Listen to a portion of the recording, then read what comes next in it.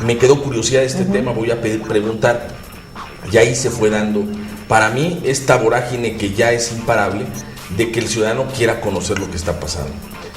El gran peligro de todo esto es que los medios monopolicen el acceso a la información pública y que el ciudadano se vuelva flojo pensando que el medio de todos modos le va a contar la historia.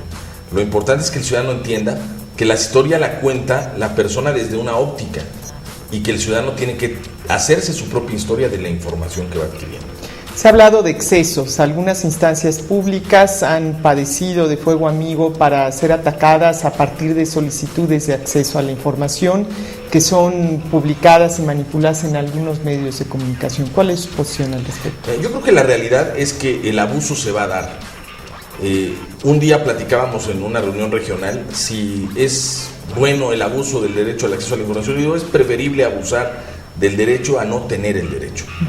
En ese riesgo también vamos a ir avanzando y vamos a ir caminando, y la gente que abusa del derecho a acceso a la información, cuando deje de encontrar lo que pretende buscar, que no encuentra, dejará de hacer el uso de acceso a la información porque no va a poder validar sus posturas. Pero también el acceso a la información le da la posibilidad de defensa al otro sujeto, al mismo sujeto obligado que es cuestionado.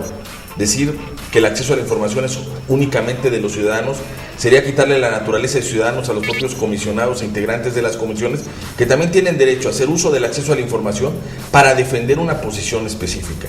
A mí me parece que en todos los lados donde convivamos seres humanos con intereses, con visiones de futuro, con visiones políticas, van a haber conflictos. Lo interesante es que los conflictos se puedan ver desde la óptica de una transparencia de información, en donde la información hable por sí misma y donde la historia que se quiera contar dependa ya de otras subjetividades, pero no del hecho mismo de la información. Hace poco teníamos un seminario en Yucatán con un periodista muy connotado de una revista que ha hecho reportajes a partir de solicitudes de acceso a la información, y él nos contaba, el problema no es el acceso a la información, el problema es saber contar la historia con la información que tienes responsablemente. Y del ciudadano es lo mismo, es hacerse de la información y ser responsable en cómo utilizas la información. Hace poco tuvimos un caso, por ejemplo, en el gobierno de Yucatán, de un programa social. En una solicitud de acceso a la información se accedió a las listas de beneficiarios de un programa, y una ciudadana después publica en los medios de comunicación que encontró 4 graves inconsistencias o 8 graves inconsistencias de un padrón de 450,000 personas, en donde dice que había 4 personas fallecidas que habían recibido una cobija. La nota fue que había fraude en el programa, no que había obtenido toda la lista de beneficiarios y que solamente había encontrado 4. Entonces, ahí está la historia. Uno la cuenta de una manera y otro la cuenta de otra.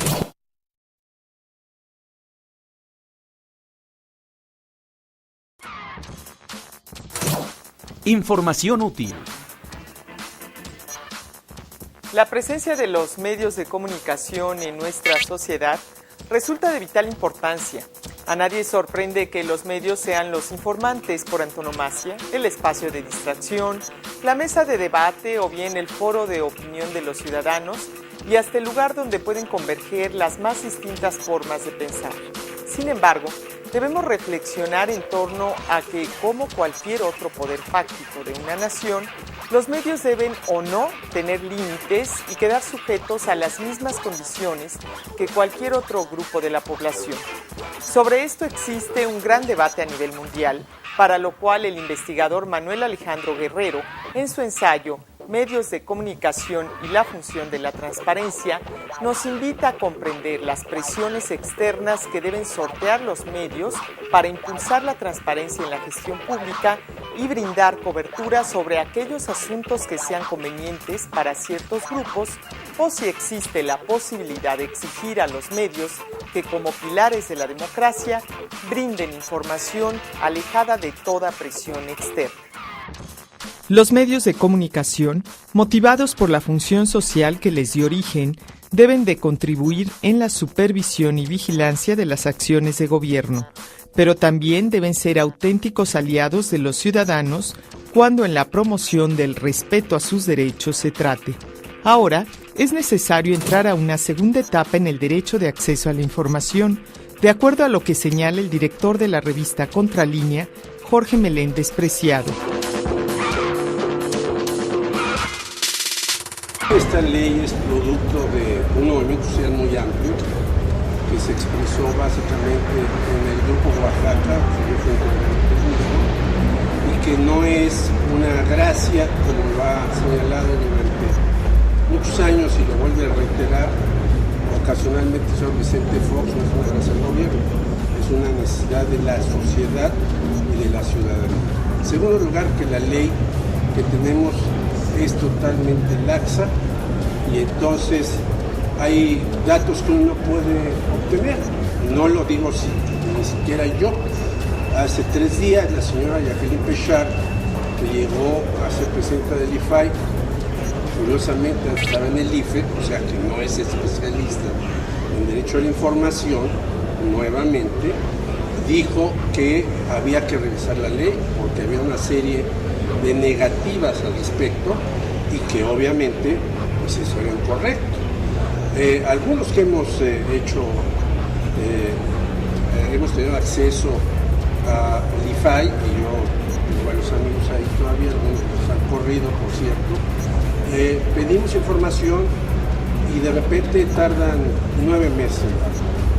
Pedimos información y nos mandan unos documentos que son realmente ininteligibles, que están revueltos, que están los datos cruzados, que no vienen una serie de informaciones. Pedimos información y se niega. Y pedimos información y nos remiten nuevamente a las secretarías donde pedimos una serie de información para que ahí nos las proporcionen. Y hay toda una serie de informaciones que están clasificadas como seguridad nacional, cosa que debe de existir la seguridad nacional, pero hay otras que no son seguridad nacional. Por ejemplo, ¿qué personas han viajado con Felipe Calderón en estos 3 años? ¿Cuánto ha costado eso? ¿A dónde han ido? ¿Por qué se han desplazado? ¿Son del grupo de la presidencia o son cuates de Felipe Calderón? Etcétera. No hay una contestación precisa. ¿Ha habido un cambio a partir de la llegada de la ley de transparencia? Digo, usted le ha tocado vivir los 2 momentos, donde se obtenía la información por debajo de la mesa, tal vez con algunos contactos, sí, y donde finalmente, bueno, pues hoy se trata de acceder a documentos públicos que confirmen la solicitud de información que uno está haciendo. ¿Ve un cambio? ¿Ve un cambio para bien? ¿Es un avance? Es un vaivén, y es el lógico vaivén que vive el periodista. En efecto, antes a uno le informaba un cuate en un café, en una cantina, en una capilla de algo. Oye, ojo porque el gobierno de fulano de tal compró los terrenos aquí, hizo tal movida acá, las cosas farmacéuticas las está adquiriendo con su compadre de Chompiras, etc. Bueno, uno no podía publicar eso. Algunos periodistas sí, pero uno no. Entonces tenía que confirmar que la información que le daban a uno era la correcta para poderla publicar y no tanto hacer estallar la ira que había de algún gobernante, sino porque lo podían correr a uno de sus medios.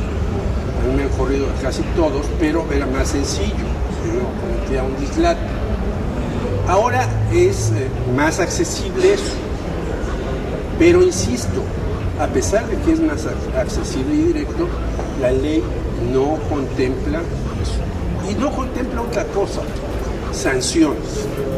Yo no puedo estar en un puesto directivo de la Secretaría de Educación Pública, comprar boletos de avión para una serie de personas y no pasa nada. Pongo un caso muy claro para que no se piense que divagamos, que lo solemos hacer. Los periodistas, como dice García Márquez, no somos relatores ni historiadores puntuales. Los periodistas tenemos datos y hacemos periodismo, o sea, literatura. Te doy el caso del señor Raúl Muñoz Leos cuando era director de Petróleos Mexicanos. Su esposa se hizo liposucción, hizo una serie de masajes en no sé dónde, se fue a varios viajes, etcétera, etcétera. Todo está documentado por una revista en la que soy yo el defensor del lector.